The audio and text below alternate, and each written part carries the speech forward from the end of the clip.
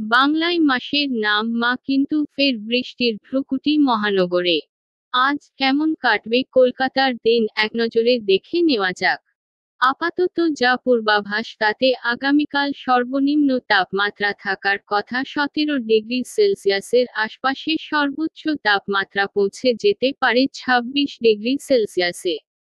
আজ আকাশ সাধারণত মেঘাচ্ছন্ন থাকার পূর্বাভাস রয়েছে। বজ্রবিদ্যুৎ সহ 2-1 পশলা বৃষ্টির সম্ভাবনা রয়েছে। গতকাল সর্বনিম্ন তাপমাত্রা ছিল 16 ডিগ্রি সেলসিয়াস, যা কিনা স্বাভাবিকের থেকে 1 ডিগ্রি বেশি। গতকাল কলকাতার সর্বোচ্চ তাপমাত্রা ছিল 26-9 ডিগ্রি সেলসিয়াস। এটিও স্বাভাবিকের থেকে 1 ডিগ্রি বেশি।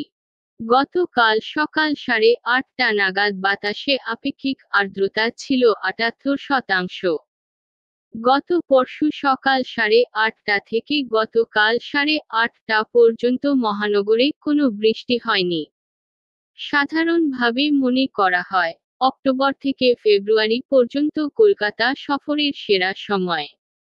বছরের এই পর্বে কলকাতার আবহাওয়া নাতিশীতোষ্ণ থাকে। বিশেষ করে ডিসেম্বর জানুয়ারি কলকাতার আবহাওয়া অত্যন্ত মনোরম।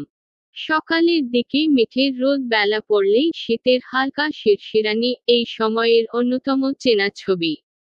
নভেম্বর থেকে ফেব্রুয়ারি পর্যন্ত একাধিক উৎসবের আসর বসে, সিটি অফ জয়ে।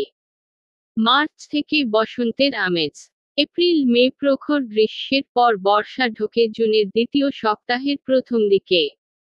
তারপর অগাস্ট পর্যন্ত বৃষ্টি। সেপ্টেম্বরেও বেশ গরম থাকে মহানগর, যদিও সাময়িক ঝড় বৃষ্টি মাঝেমধ্যে তাতে রেহাই দেয়।